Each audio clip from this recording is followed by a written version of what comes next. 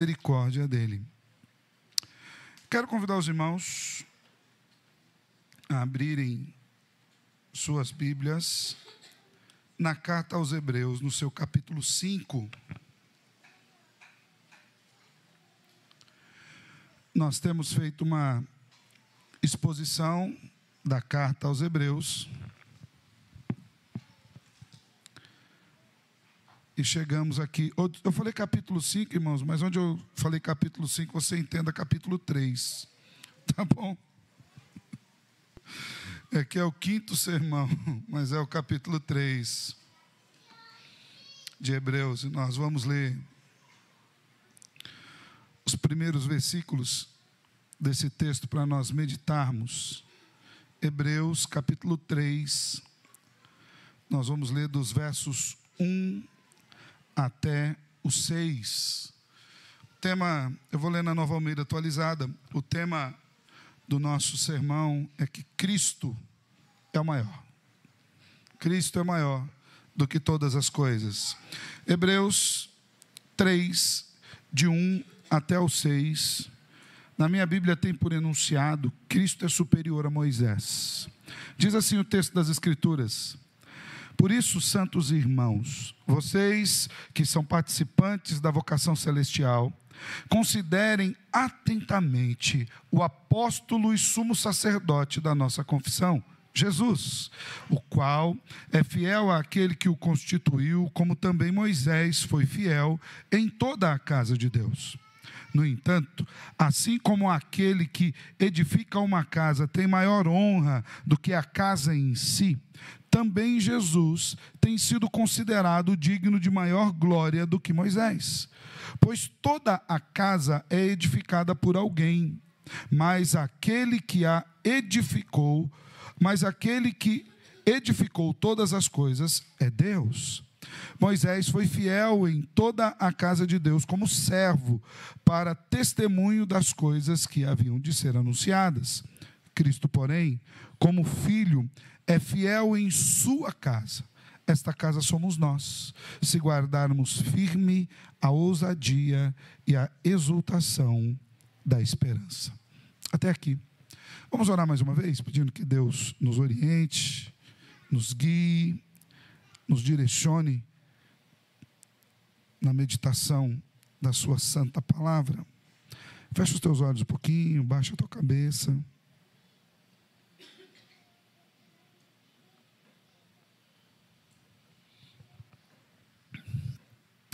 Amado Deus, nós exaltamos o teu nome pela rica oportunidade que o Senhor nos dá de estarmos reunidos aqui na casa do Senhor, nesse lugar que nós reservamos, Deus, nesse tempo que nós reservamos, para estudarmos a tua palavra e aprendermos mais de ti. Quero lhe pedir, Senhor, que por misericórdia e graça o Senhor fale com cada um de nós nessa noite. E que ao estudarmos as Escrituras, Senhor, nós sejamos edificados para a glória do teu próprio nome. Sejamos confrontados nas nossas inadequações e pecados e sejamos confortados pela tua graça, que nos recolhe, nos recebe para si e nos exalta, Senhor, de acordo com a tua vontade e o teu querer. Fala conosco nessa noite, é em nome de Jesus que nós oramos. Amém. Irmãos, nós vemos aqui o autor da carta aos Hebreus usando como argumento para fortalecer o coração daqueles irmãos uma comparação entre Jesus e Moisés. Para que nós falemos um pouco mais acerca desse texto, desses 6 versículos, é importante que nós entendamos quem era Moisés. Qual era a importância de Moisés para que o autor de Hebreus, nesse dado momento, ele resolvesse fazer uma comparação, traçar uma comparação entre Moisés e Cristo Jesus. Como aquelas pessoas que estavam lendo a carta aos Hebreus naquele primeiro momento, poderiam ser fortalecidos com esse conhecimento de que Cristo era superior a Moisés, que era tido como o grande profeta, ou profeta dos profetas. Quando nós olhamos para a Bíblia como um todo, a gente vai perceber que Moisés, juntamente com Abraão, sem dúvida eram os homens mais proeminentes de todo o Antigo Testamento para os judeus. Abraão era o pai da fé, aquele em quem Deus chamou uma nação para si, aquele que Deus fez nele um povo de exclusividade particular para si. E Moisés era o grande profeta de Deus, aquele por quem o Senhor promulgou a lei, aquele que recebeu a tábua dos 10 mandamentos, aquele que conduziu o povo, tirando-o da escravidão do Egito e levando-o até as portas de Canaã. Esses dois homens eram homens de grande proeminência na vida daquelas pessoas que estavam lendo a carta naquele primeiro momento. E quando nós vamos observar o porquê que o autor escreve isso daqui, nós vamos perceber que logo nos 2 primeiros capítulos, como nós já havíamos falado, ele estava demonstrando que Jesus era superior a tudo aquilo que havia aparecido até então no Antigo Testamento. Jesus era superior aos profetas, Jesus era superior aos anjos. Entre aqueles que estavam recebendo essa epístola, alguém até poderia perguntar, bom, ele é superior aos profetas e aos anjos, mas é Moisés. Moisés é o grande profeta que nós temos. Moisés é aquele que conduziu o povo, passou o mar vermelho a pés secos. Moisés conduziu o povo 40 anos no deserto. Por meio de Moisés nós recebemos a palavra. Moisés não era um homem qualquer, era um homem que subiu para orar ao Senhor, e quando ele voltou, depois da sua oração, seu rosto resplandecia. E por que eles faziam essa pergunta acerca de Moisés? Porque os judeus pensavam que ninguém havia maior do que Moisés, porque Moisés havia lhes dado as tábuas da lei. Logo, se eles estavam pensando em abandonar a Cristo e voltar para a lei, eles não estavam fazendo um negócio tão ruim assim. A ideia daqueles judeus naquele primeiro momento, que estavam sofrendo as perseguições, que estavam sofrendo lutas naquele momento, e que por conta das perseguições e da luta, eles estavam pensando em abandonar a fé cristã que eles haviam recebido, era mais ou menos assim: bom, vamos voltar para a lei, estamos resguardados. Quem é aquele que nos deu a lei? O grande profeta Moisés. Logo, Deus não vai considerar isso como um abandono. Deus vai perceber que a gente está sofrendo demais, e a gente deixou esse profeta novo, Jesus, pelo profeta anterior, Moisés. Mas o profeta anterior não é um profeta qualquer, ele é Moisés.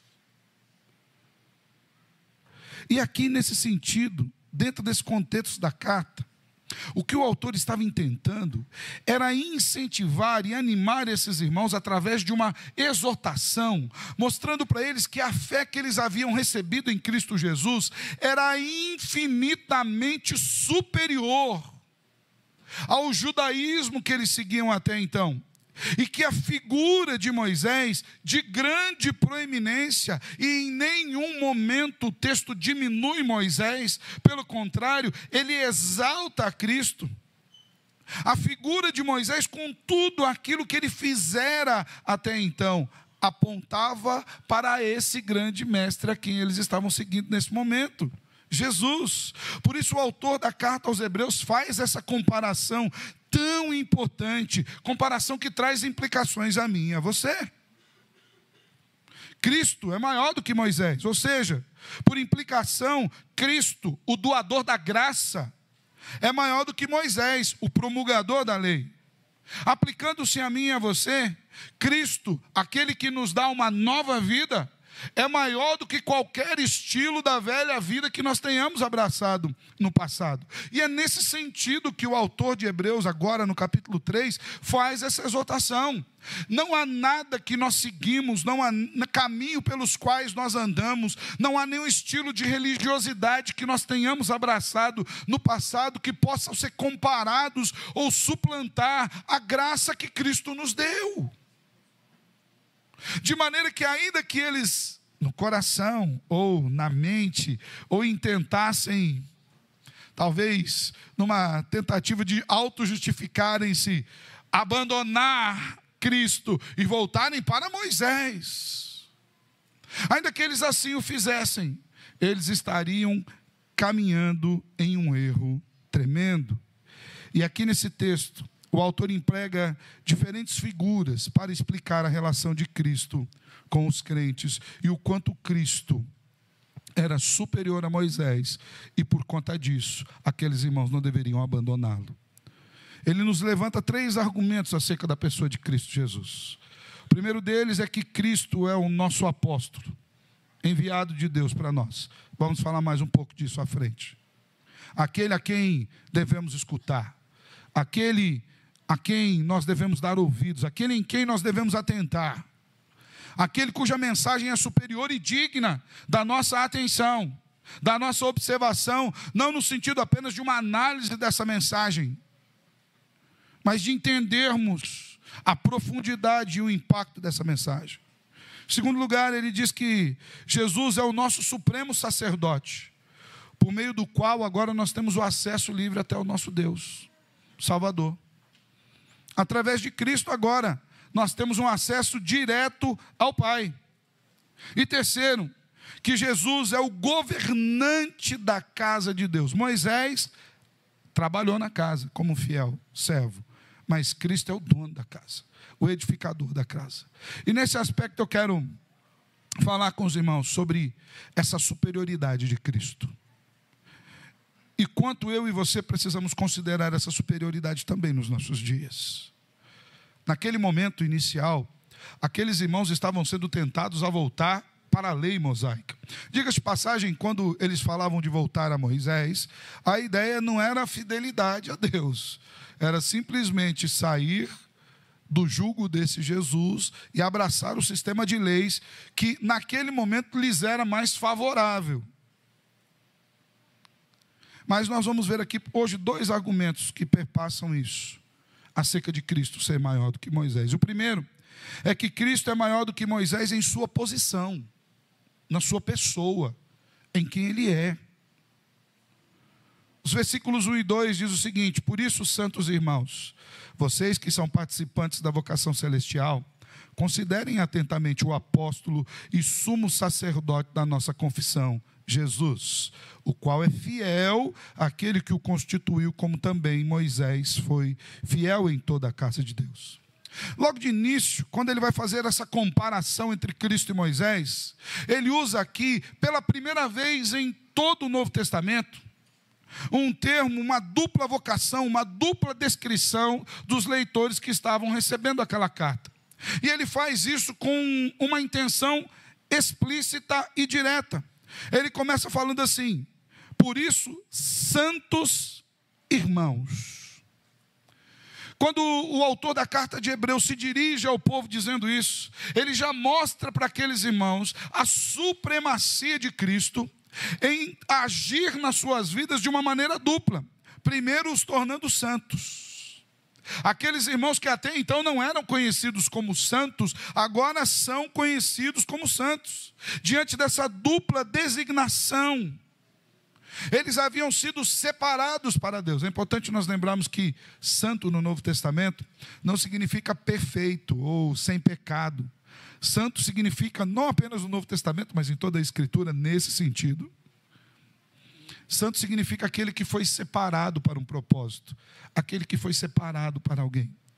O autor de Hebreus dirige-se àqueles irmãos dizendo: vocês que foram separados por Cristo.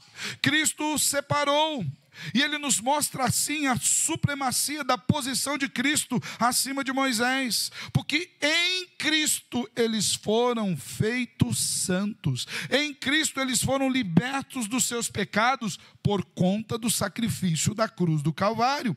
Moisés lhes trouxe a lei. O apóstolo Paulo chega a dizer: a lei é boa. Mas por que a lei é boa? Porque por intermédio da lei eu reconheço que eu sou pecador. Quando eu vejo a lei, eu vejo as minhas falhas.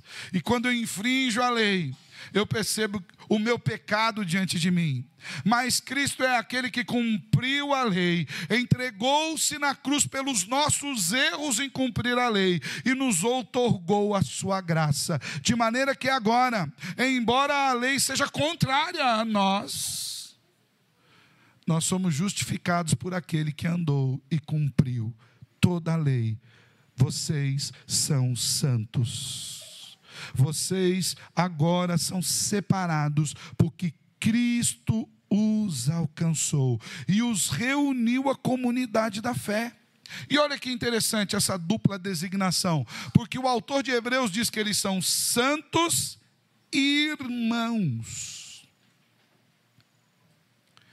Nenhum do povo judeu, naquele momento, tinha a ideia de que eles eram filhos de Deus, no aspecto de filiação pessoal. Eles consideravam-se, sim, como povo de Deus. Eles eram o povo de Deus. Mas eles não tinham essa ideia de serem chamados de filhos de Deus. Eles eram a raiz de Abraão, o povo escolhido de Deus, os eleitos de Deus. Mas essa nomenclatura particular é uma nomenclatura neotestamentária. E aqui o autor de Hebreus diz que aqueles irmãos que haviam sido separados, que foram salvos pela graça de Cristo, que cumpriu a lei de Moisés, agora também eles estão irmanados em uma família da fé. Eles se tornaram filhos de Deus, foram separados para este mistério. Então o autor os chama de santos irmãos. Em Cristo essas pessoas se tornaram irmãos. É por isso que quando a gente encontra um crente e fala: e aí, meu irmão, tudo na paz, irmão?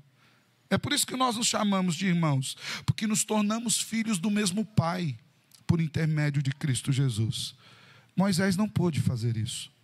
Cristo fez isso, em si mesmo, na sua carne, na sua morte e ressurreição.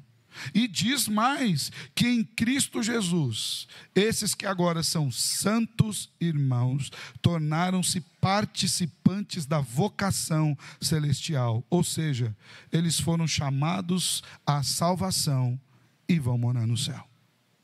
Então, logo de início, para que seja feita essa comparação da superioridade de Cristo sobre Moisés, o autor já lhes chama a atenção sobre os efeitos da obra de Cristo sobre as suas próprias vidas. Cristo fez por vocês aquilo que ninguém pode fazer, que nenhum profeta pode fazer, aquilo que nem mesmo Moisés pôde fazer. E depois de ter explicado aos irmãos acerca dessa obra de Cristo, o autor de Hebreus os chama a voltarem a atenção para Jesus. Uma vez que Jesus nos santificou, uma vez que em Jesus nós fomos adotados, uma vez que em Jesus fomos destinados à glória celeste, é necessário que nós prestemos atenção profunda nesse que é Jesus. Jesus tem a supremacia na ordem celeste. Jesus tem a supremacia do coração e das nossas mentes. Então, uma vez que ele é maior do que Moisés, uma vez que nós entendemos isso, o autor nos chama a voltar essa atenção a Jesus, porque ele é o apóstolo para nós. Atente para o apóstolo. Em nenhum outro texto do Novo Testamento nós vamos encontrar essa designação para Jesus. Você pode procurar em toda a sua Bíblia. Aqui é a primeira e única vez que alguém dirige-se a Jesus como apóstolo. Apóstolo tem um sentido muito específico em toda a Bíblia. O termo apóstolo, ele significa aquele que é embaixador de, aquele que está autorizado a falar em nome de, aquele que é o representante legal de alguém. Esse é o apóstolo. Daí, irmãos, o grande problema de nós vemos hoje um tão grande número de pessoas se auto-intitulando apóstolos. Porque quando alguém diz, eu sou apóstolo, ele está dizendo assim, eu sou um embaixador direto de Deus, aqui eu falo em nome de Deus. E era isso que faziam os embaixadores. Por exemplo, quando o embaixador do Brasil está em algum lugar, e ele fala naquele lugar, ele está falando em nome de toda a nação. O embaixador é o representante da nação no lugar onde ele está. De maneira que o apóstolo é o representante de Deus que fala em nome de Deus. Nós precisamos tomar muito cuidado com essas nomenclaturas que nós temos aqui nos nossos dias. Porque aqueles a quem Jesus chamou apóstolos são nas suas vidas, sobre as suas vidas e os ministérios que foi fundamentada a igreja. Nós entendemos que aqueles homens de fato falavam em nome de Deus, inclusive com a palavra revelada e inspirada. Quando alguém se autodenomina apóstolo nos nossos dias, ele está dizendo para você o seguinte, a minha palavra é inquestionável. reclamações, direto com o Eterno. Aqui não tem esse departamento 0800 aqui para vocês. Porque aquilo que eu falo é irrevogável. Eu estou falando em nome de Deus. Mas é interessante que aqui o autor de Hebreus, ele usa esse título para designar o caráter de Jesus. Ele está dizendo, vocês precisam atentar para Jesus, porque esse Jesus, ele é o representante direto de Deus para nós. Ele é aquele que traz a própria voz de Deus para mim e para você. Embora Moisés tenha sido reconhecido como um servo fiel, ele não era o representante legal de Deus. Ele era o portador da lei de Deus, mas Jesus era o próprio Deus encarnado. Jesus não é apenas o embaixador, o representante legal do Pai por direito e por genealogia, mas também é o sumo sacerdote. Olha só que algo interessante. Primeiro ele nos diz assim: atentem para Jesus, observem para a mensagem dele. Fiquem atentos àquilo que ele diz, a sua mensagem, ao conteúdo do seu evangelho, porque ele é o representante legal de Deus para nós. Deus fala conosco por meio de Jesus. E ele diz o seguinte: agora também atentem a Jesus, porque esse mesmo embaixador que fala em nome de Deus, autorizado por Deus, que é a boca de Deus para conosco, ele também é o sumo sacerdote que faz a nossa ligação para com Deus. Moisés foi o profeta mais elevado do Antigo Testamento, e ele exerceu por algumas vezes o papel de sacerdote, tipificando a pessoa de Cristo. Mas em nenhum momento na Bíblia você vai ver Moisés sendo chamado de sumo sacerdote. O sumo sacerdote é aquele que oferecia os sacrifícios do povo para Deus. Ele literalmente tipificava a pessoa de Cristo, que levava diante de Deus os pecados do povo, através de um sacrifício, para que o povo fosse aceito diante de Deus e perdoado. Então, quando o autor de Hebreus chama Jesus de apóstolo e sumo sacerdote, ele está querendo dizer que, como apóstolo, Jesus representava a Deus para nós. E como sumo sacerdote, Jesus representava a nós diante de Deus. É por isso que depois à frente ele vai dizer, nós não temos um sumo sacerdote que não se compadeça de nós. Ele veio, ele sentiu todas as nossas dores, ele foi tentado como nós fomos tentados, mas ele não pecou. Por isso ele pode levar as nossas dores diante de Deus. Através dele nós temos um novo, um vivo caminho inaugurado, que nós temos livre acesso ao Pai. A palavra latina usada para sumo sacerdote, ou melhor, para sacerdote como um todo, é pontifex. Essa é a palavra latina para sacerdote. Pontifex significa aquele que faz pontes, o construtor de pontes. Trazendo para o nosso português, nós diríamos pontífice, aquele que faz pontes. O sacerdote é a pessoa que estende uma ponte entre o homem e Deus. Para isso, ele deve conhecer tanto o homem como a Deus. Deve ser capaz de falar a Deus em nome dos homens e falar aos homens em nome de Deus.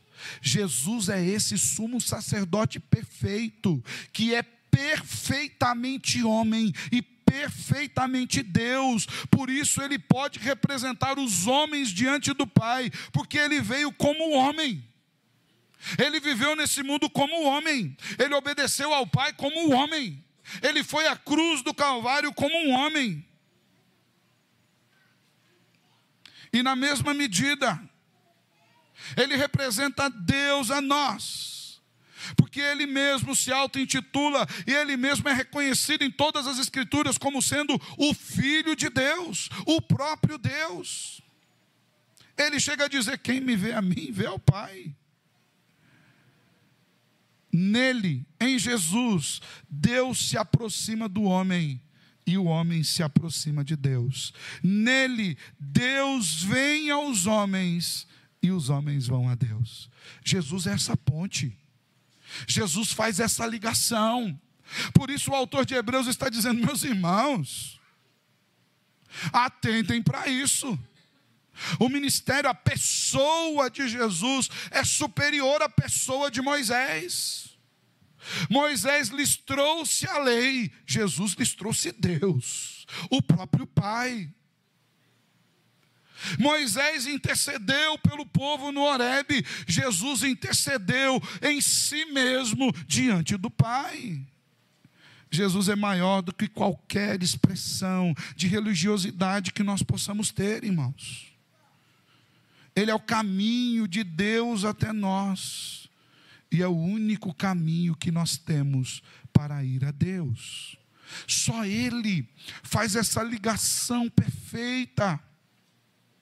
De maneira que, assim como isso trouxe implicações para aqueles irmãos, que estavam sendo chamados à atenção, a não abandonarem Cristo por nada, nem por aquilo que eles consideravam justos, eu e você também não temos um motivo palpável para abandonarmos a graça de Cristo.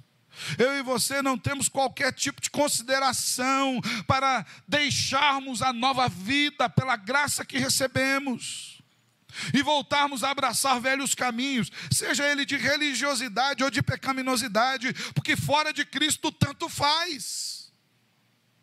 Não tem um outro caminho que nos leve a Deus.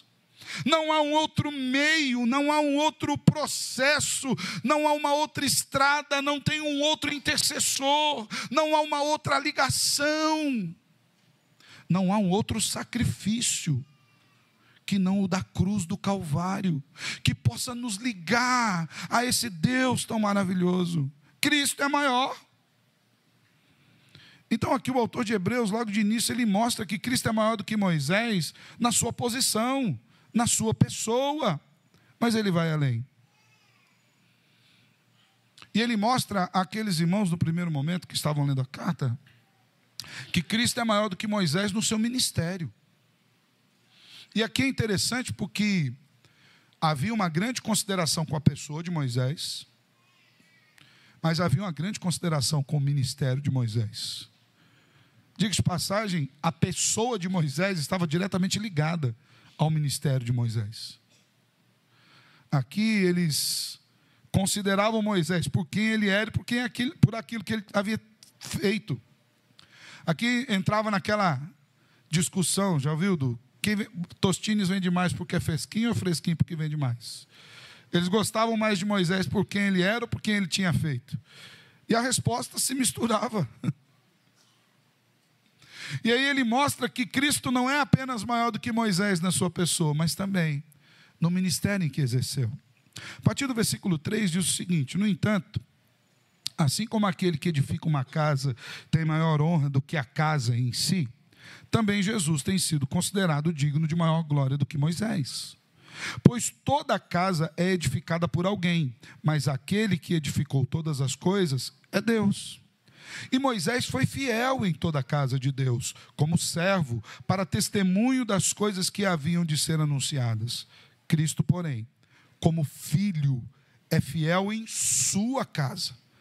Esta casa somos nós, se guardarmos firme a ousadia e a exultação da esperança. O termo casa, ele aparece 6 vezes aqui, nesses versículos.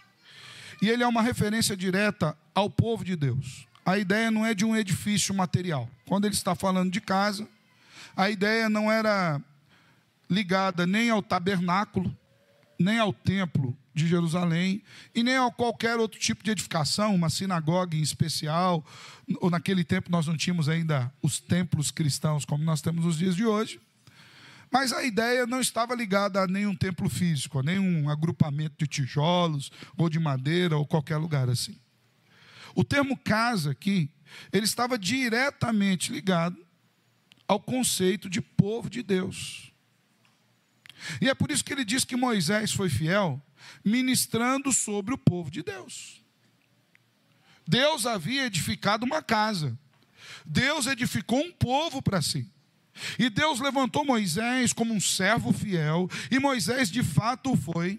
E sob a antiga aliança, Moisés serviu no meio desse povo. Moisés os conduziu desde o Egito, enfrentando as hostes de Faraó, sendo fiel a Deus, inclusive na entrega das 10 pragas. Às vezes a gente olha daqui para lá,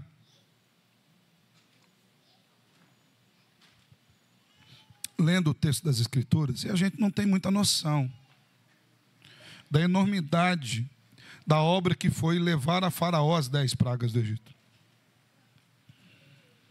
A cada momento em que Moisés se colocava diante de Faraó, ele corria risco de vida. A ponto de, no fim, Faraó falou que eu não quero mais ver seu rosto. Pisou aqui e morreu. Moisés foi fiel a Deus em tudo, crendo na palavra do Senhor. Moisés conduziu o povo saindo do Egito, caminhou até a beira do Mar Vermelho, e ali o povo já ficou apavorado. E Moisés foi consultar ao Senhor, e o Senhor falou: não clama a mim, marche. E Moisés tocou com seu cajado o mar, e o Senhor mandou um vento, e o mar abriu. E eles passaram a pé seco no meio do mar. E depois que todo o povo de Israel passou, e parte do exército de Faraó havia entrado no meio daquele mar, Deus fechou o mar. Moisés é aquele que conduziu o povo e tirou água da rocha. É aquele que dirigia e aconselhava o povo no deserto. Moisés é aquele que orava com Deus e falava com Deus face a face. Diga de passagem, Deus chama Moisés de meu amigo. Você não vai encontrar ninguém nas Escrituras a quem Deus se refira: esse é o meu amigo. Moisés, quando seu irmão Arão e sua irmã Miriam se levantaram contra ele, porque ele havia casado com uma mulher que eles não concordavam, Deus veio defender Moisés. O próprio Deus apareceu em sonho e falou: vou falar um negócio para vocês. Com vocês eu estou aparecendo no sonho, mas com Moisés eu falo face a face. Moisés é um homem do Antigo Testamento que teve uma das experiências mais profundas com Deus.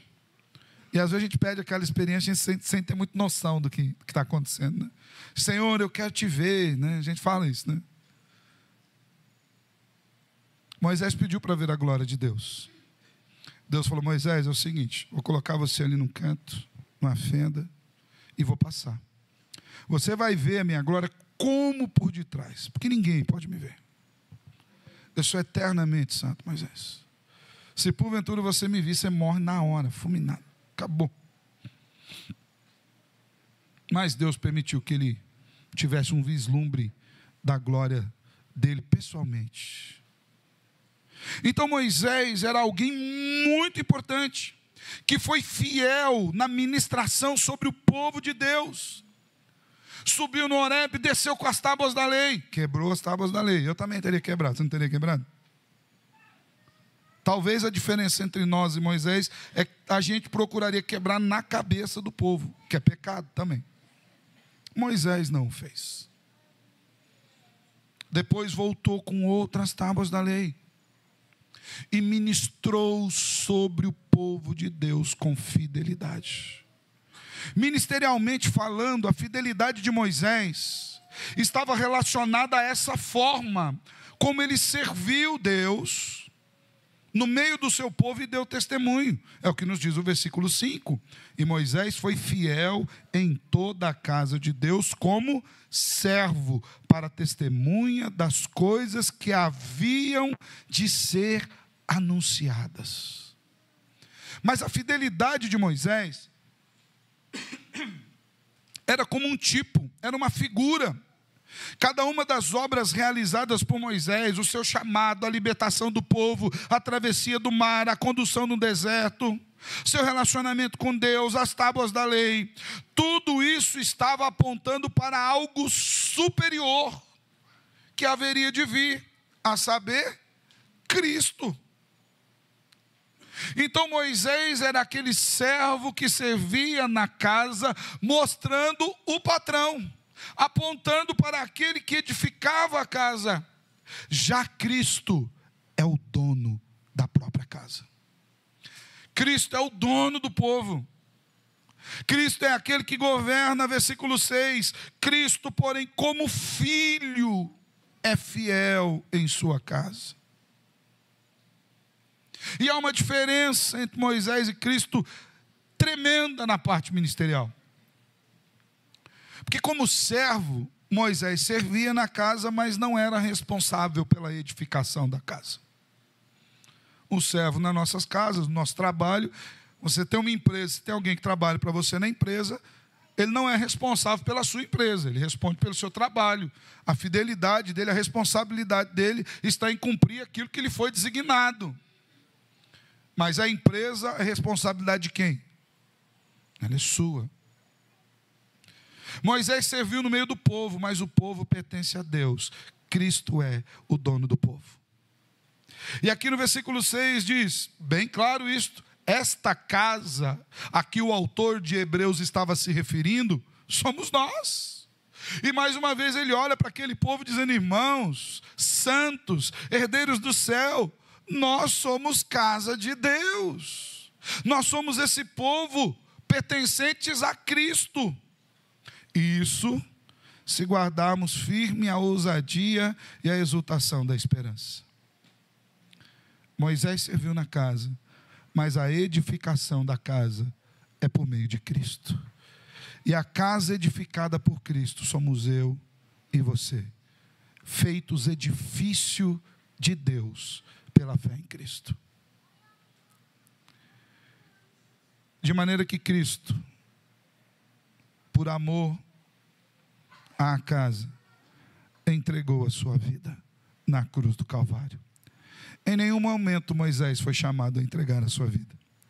Moisés foi chamado à fidelidade, à obediência. Cristo entregou-se por mim e por você. A igreja é a casa de Deus num sentido muito especial. Pois Deus edificou a igreja, criou-a, lhe deu existência. E essa é uma descrição muito cara aos escritores do Novo Testamento. Você vai ver Pedro falando isso lá em 1 Pedro 4,17. Você vai ver Paulo falando isso para Timóteo. Pedro repete esse mesmo termo lá na 1 de Pedro, capítulo 2, versículo 5, dizendo que nós somos edifício de Deus. Nós somos uma edificação de Deus. E esse edifício que é a igreja, ele só se manterá firme e em pé, indestrutível, se cada pedra, cada parte, também se mantiver firme, confiado na esperança de Cristo Jesus. E é por isso que ele usa o termo edifício. Cada um de nós somos uma parte dessa pedra. Detalhe, irmãos, assim como um tijolo sozinho não é uma casa, eu sozinho e você sozinho não somos a igreja. Às vezes a gente fala, não, a igreja sou eu. Pastor, a Bíblia diz isso, mas você está dando uma interpretação superlativa, exagerada para o texto que a Bíblia está querendo trazer. Eu faço parte dessa igreja e eu sou igreja enquanto eu estou na igreja. Eu não sou igreja na minha individualidade. Na individualidade, Paulo usa outras figuras. Paulo usa a figura do corpo, por exemplo. Assim como a unha não é uma mão, ela é uma unha. Ela faz parte da mão. E assim como uma mão não é um braço, e o braço não é o corpo todo, mas eles fazem parte do corpo. Se porventura você tiver que amputar o dedo, alguns irmãos já tiveram essa experiência difícil, né? Se porventura você tiver que amputar a ponta do dedo, você perdeu o seu corpo, mas perdeu o corpo todo? Não. Perdeu parte do seu corpo. Assim eu e você somos o edifício de Deus nessa comunidade santa que é a igreja. Se uma pedra for fraca, todo edifício corre risco, corre perigo de desmoronamento. E é por isso que semana após semana nós pregamos a palavra, pregamos o evangelho, para que você seja fortalecido. Porque se nós nos enfraquecermos, nós começamos a sucumbir à corrosão do mundo, As chuvas fortes vêm e vão se filtrando. E o nosso barro vai amolecendo e vão acontecendo buracos. Diga-se de passagem, esse é um dos grandes motivos de cansaço do ministério pastoral, esses buracos. Cansaço do pastor não é fazer sermão para vir no culto, não é fazer uma visita na casa do irmão, não é atender ninguém no gabinete, orar pelos irmãos. Cansaço do pastor é ficar tapando buraco de gente que tinha que estar firme. Mas que às vezes você tem que ficar lá, vamos lá de novo, fazer de novo. Ajudar na caminhada. O autor de Hebreus, mais para frente um pouquinho, ele vai ser duro com esse povo. Porque ele vai dizer, irmão, vocês tinham que estar tomando comida sólida, comendo comida sólida. Mas não dá. Vocês têm que tomar leitinho de novo. Porque não cresceram, não desenvolveram. Nós somos essa igreja que precisamos entender a nossa importância no reino. Ora, os maus testemunhos não vêm das individualidades? Dificilmente você vê uma igreja inteira cair em pecado. Mas o líder, ou um membro, ou alguém de proeminência, deturpa todo o nome do edifício. Não é assim que funciona? E isso causa um grande estrago. Isso causa um grande trabalho. Isso já acontecia lá no começo do Novo Testamento. A igreja só pode permanecer firme quando cada pedra viva se arraiga e se fundamenta em Jesus Cristo pela fé. É por isso que a gente precisa ser salvo pelo Evangelho e ser alimentado pelo mesmo Evangelho o tempo todo. Fortalecidos por esse Evangelho o tempo todo. Tendo a fé fortalecida em Cristo todos os dias. O próprio apóstolo Paulo afirma isso também, 1 Coríntios 3,16, 1 Coríntios 6,19, 2 Coríntios 6,16, Romanos 5,2. Nós somos esse edifício de Deus. E por que nós somos esse edifício? Porque Cristo nos edificou. Moisés serviu na casa, Cristo edificou a casa, tanto na obra da criação, quanto no seu sustento, conforme Hebreus 1, versículo 2. Todas as coisas subsistem por meio dele. Meus irmãos, Jesus, esse Jesus que nós cremos, esse Jesus revelado nas Escrituras, é o próprio Filho de Deus. Ele é maior do que os profetas, ele é maior do que os sacerdotes, ele é maior do que os anjos. Todos esses serviram na casa de Deus, ministraram na casa de Deus, mas Cristo nos edificou. Cristo é maior do que qualquer tipo de liderança, qualquer tipo de religiosidade. Cristo é maior do que qualquer placa de igreja, do que qualquer denominação. Porque Ele nos comprou com seu próprio sangue. Ele nos tornou igreja, Ele nos tornou povo, Ele nos tornou casa. É por isso que Ele é digno de adoração, é por isso que Ele é digno de que nós confiemos nele e continuemos firmes nele. É por isso que nós não podemos abandoná-lo por absolutamente nada. Assim como os irmãos lá do passado, no meio das suas lutas, eram tentados a abandonar a sua fé, para voltarem para o seu velho sistema religioso, ou voltarem a Moisés. Às vezes eu e você, no meio das adversidades da vida, nós somos tentados a abandonar a fé em Cristo, para voltar para a velha vida, ou para voltar para algum tipo de religiosidade rala, que não nos traga problemas, ainda mais nos dias que nós estamos vivendo. Nós estamos vivendo dias de confrontação da fé.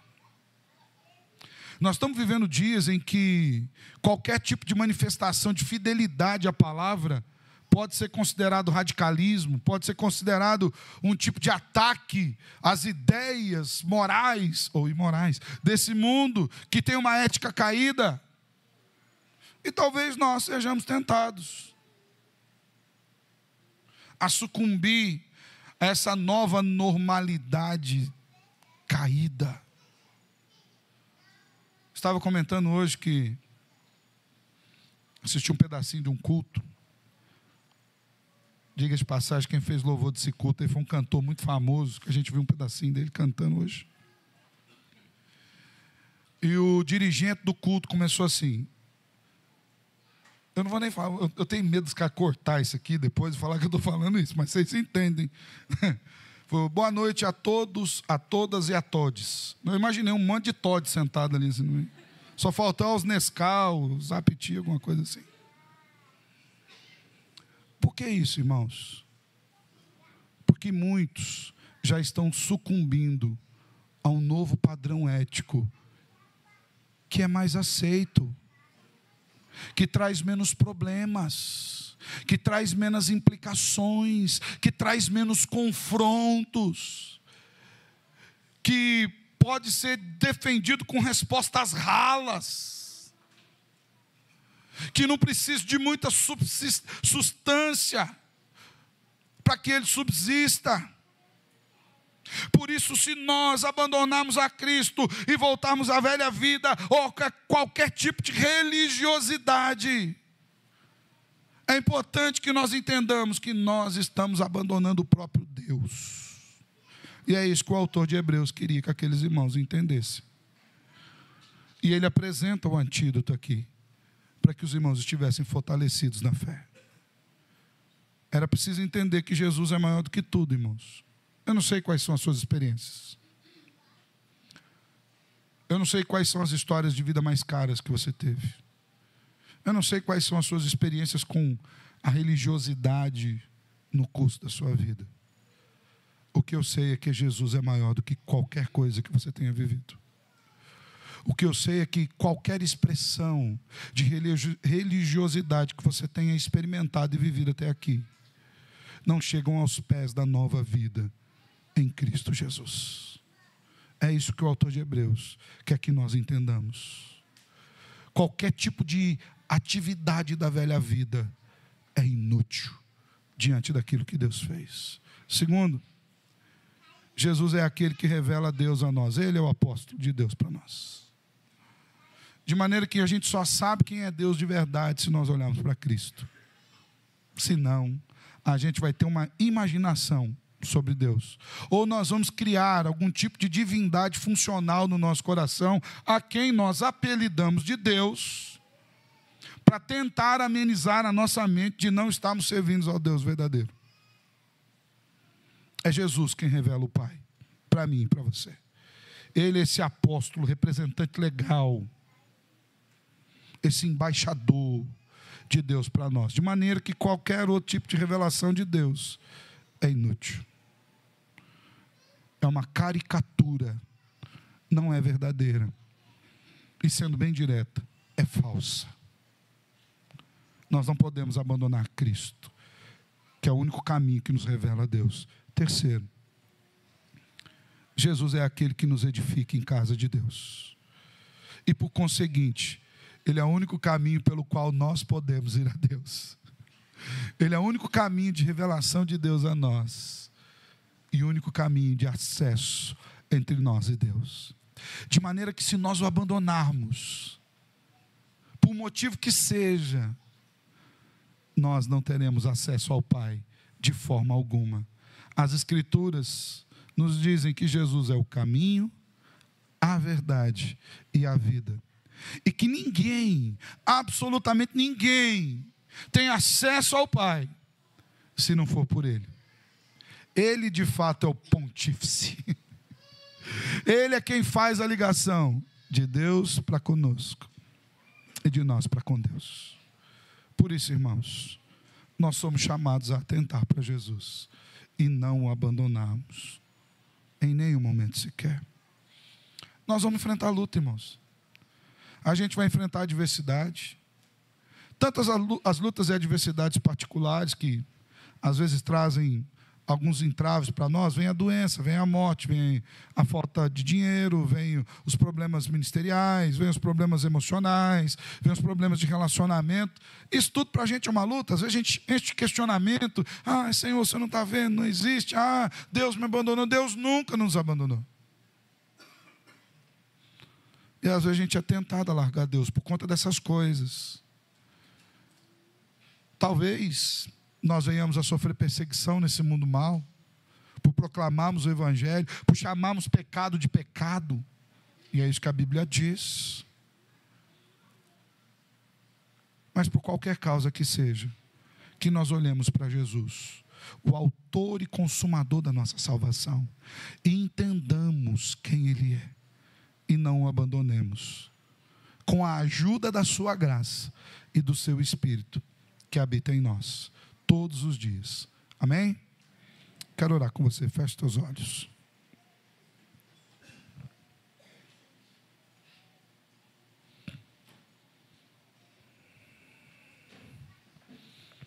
Senhor, muito obrigado pela tua palavra.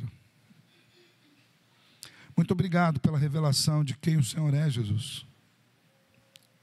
E o que eu quero lhe pedir é que essa revelação a nós seja conduzida ao nosso coração e à nossa mente com o auxílio do teu Espírito, Senhor. E que nos dias de adversidade, de tribulações, nos dias maus da nossa existência, nós sejamos fortalecidos pela verdade de quem o Salvador da nossa vida é. Ele é o sumo sacerdote. Ele é o representante legal do Pai. Ele é o próprio Deus que veio a nós. E que essa verdade, Senhor, também nos ajude e aqueça a esperança no nosso coração, de saber que esse caminho que o Senhor fez, ele é um caminho de mão dupla. Da mesma forma como o Senhor revelou o Pai a nós, o Senhor nos ligou ao Pai, de maneira que nós temos livre acesso ao nosso Deus.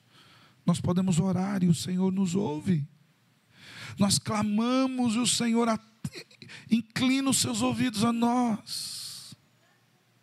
Nós pedimos e Ele nos responde. Por intermédio de Cristo, Ele nos vê, Ele nos afaga, Ele nos toma para si. Não apenas como amigos ou conhecidos, mas como filhos. E somos reunidos como família de Deus.